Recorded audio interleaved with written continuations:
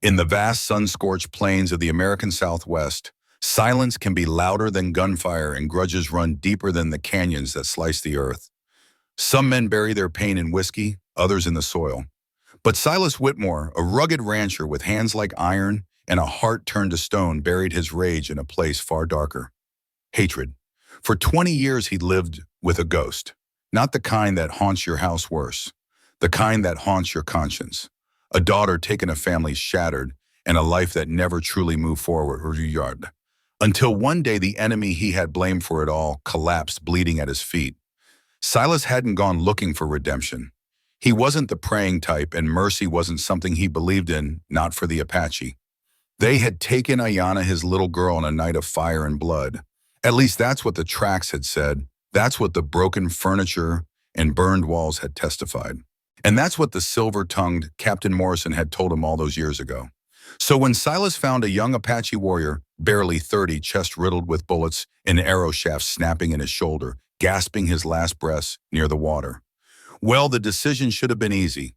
Walk away, let the coyotes take what was theirs. No tears, no second thoughts. But then he saw the pouch. It was nothing special at first glance, just worn leather tied around the dying man's neck. But Silas froze. That pouch was identical to the one he had given Ayanna on her 8th birthday. Handmade, small enough for a child's hands.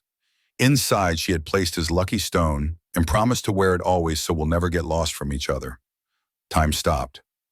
Suddenly, the rifle in Silas's hand felt heavier than any cattle he'd ever wrangled. The desert sun, always familiar, turned foreign. The hatred he had carefully built, brick by brick, over decades began to crack. The Apache's eyes fluttered open. He mumbled words in a language Silas didn't understand, fingers twitching toward the distant mountains, then falling to rest on the pouch. Whatever message he tried to share died with him. And yet something had already been said. It wasn't logic that made Silas kneel. It wasn't forgiveness. It wasn't even curiosity. It was something much older, deeper human. A whisper in the soul. A challenge. What if you have been wrong? For 3 hours, Silas sat beside the corpse. He watched the shadows move across the land as if time itself were holding its breath. He could feel something breaking inside, something brittle and angry that had kept him alive but never let him live. He tried to walk away. He couldn't. So he dug. With blistered hands and a back aching from years of ranch work, he carved a resting place into the hardened earth. He wrapped the Apache's body in his best blanket, the one he used on winter nights. He said a prayer he hadn't spoken since Ayanna disappeared. Then he laid the pouch across the warrior's chest. Not for peace, for truth. He didn't know that far beyond the ridge, hidden in the rocks, Apache eyes had been watching. Silas didn't sleep that night. He lay in his bed, eyes locked on the ceiling, the silence of the house pressing in like a weight. The kind of silence that makes every creak sound like a warning and every gust of wind feel like a whisper from the past. His hands, still stained with the dirt of the grave, twitched with memory. Out there, buried in the hill behind his house, lay a man he should have hated, and yet he had given him honor, respect, something Silas hadn't known he still possessed. But that wasn't what kept him awake. It was the pouch. The way it had mirrored Ayanna's so exactly.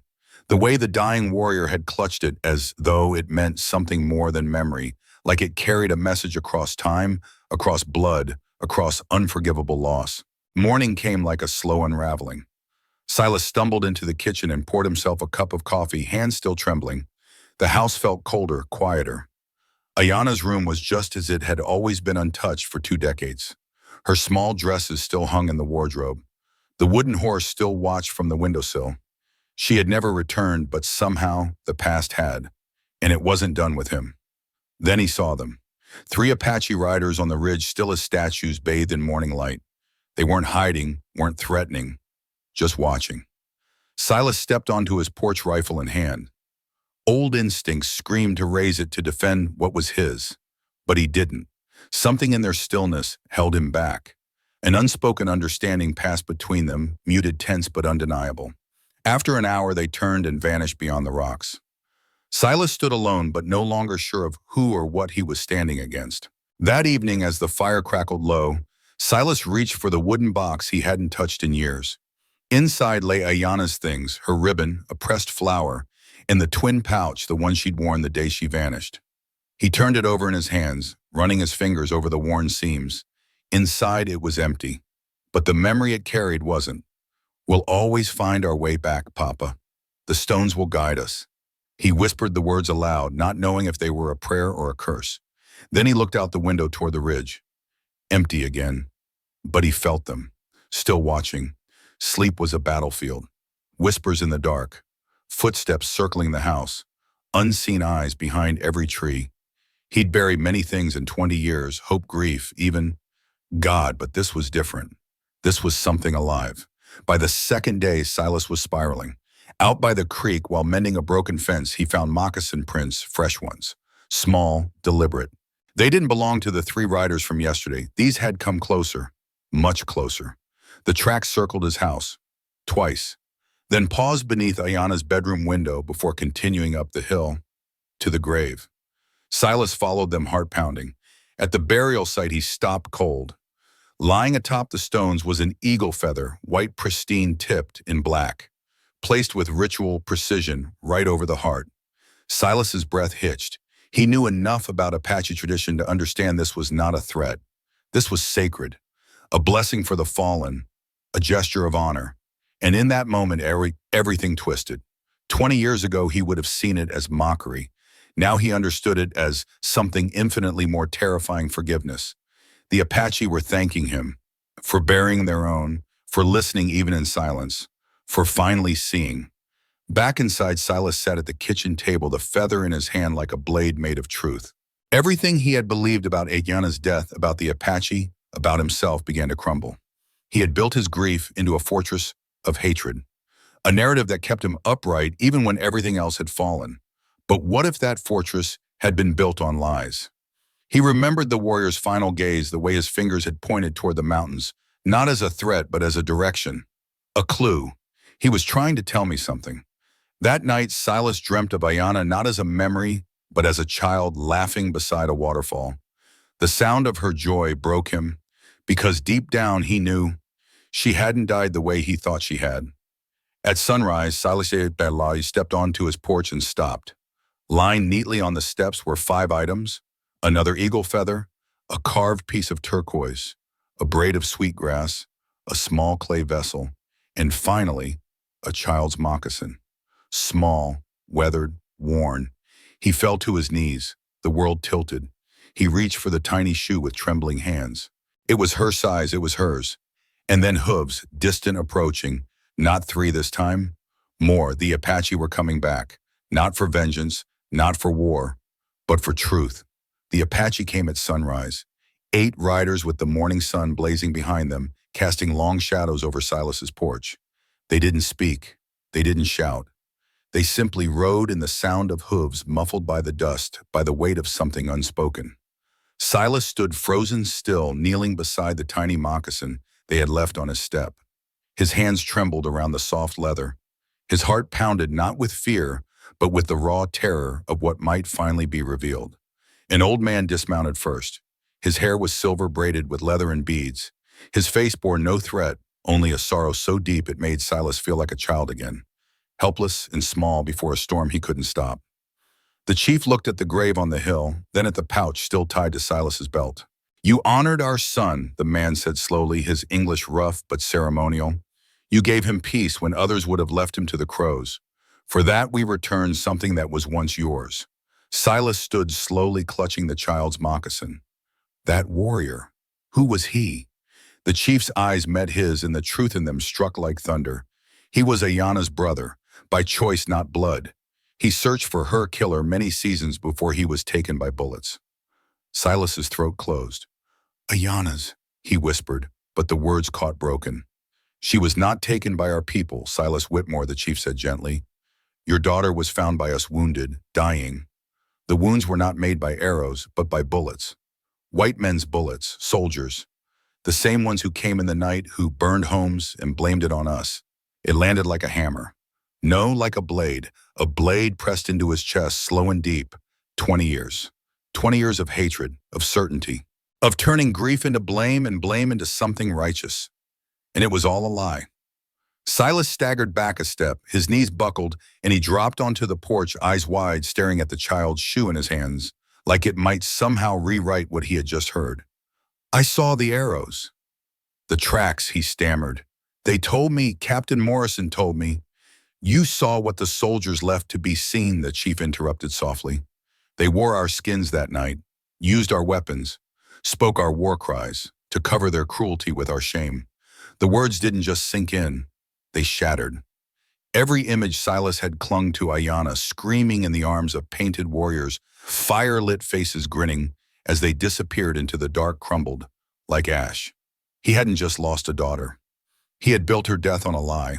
The man who had promised to avenge her, Captain Morrison, had orchestrated it, and Silas had trusted him, had helped him. A sob rose in his throat, sharp and jagged, and it forced its way out before he could stop it.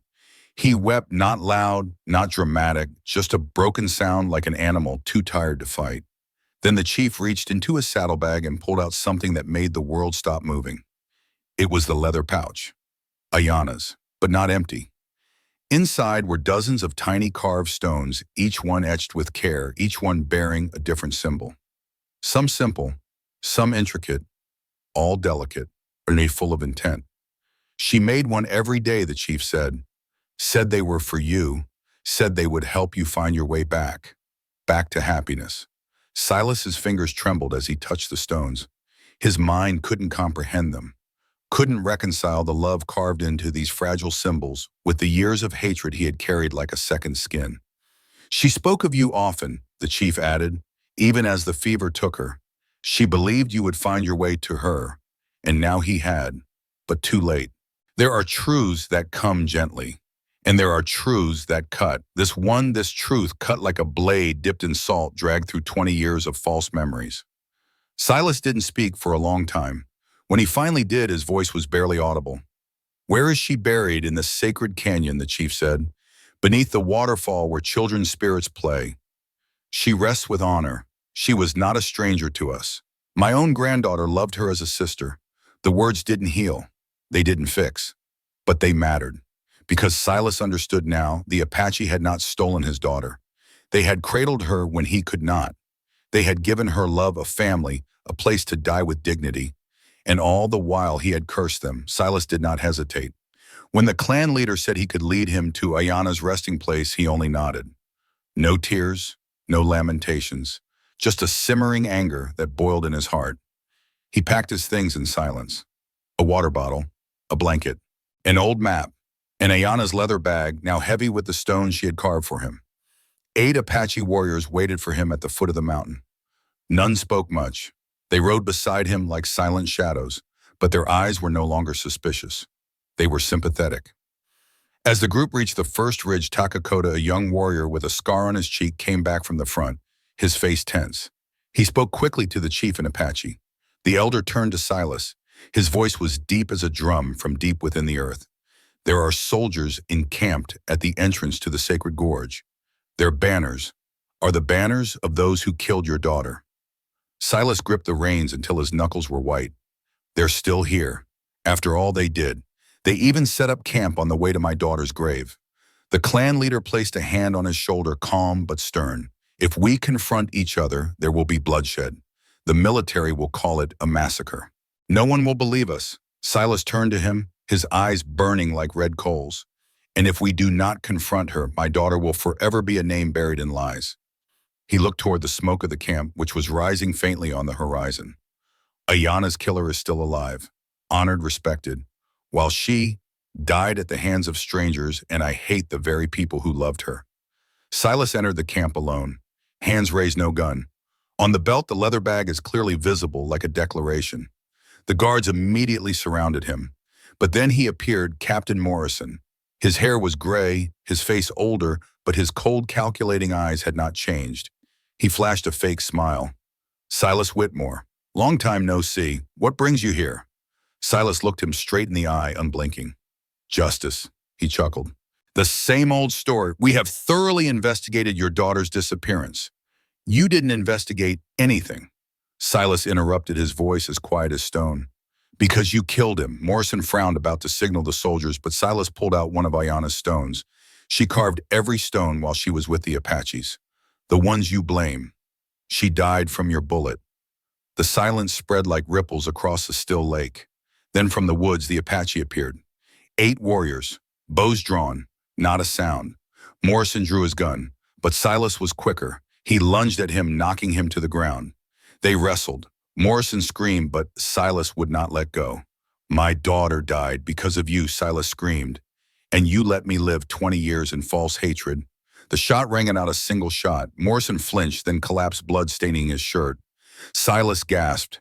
He held Ayana's leather pouch in his hand. She forgave you before she died, he said softly, his voice shaking.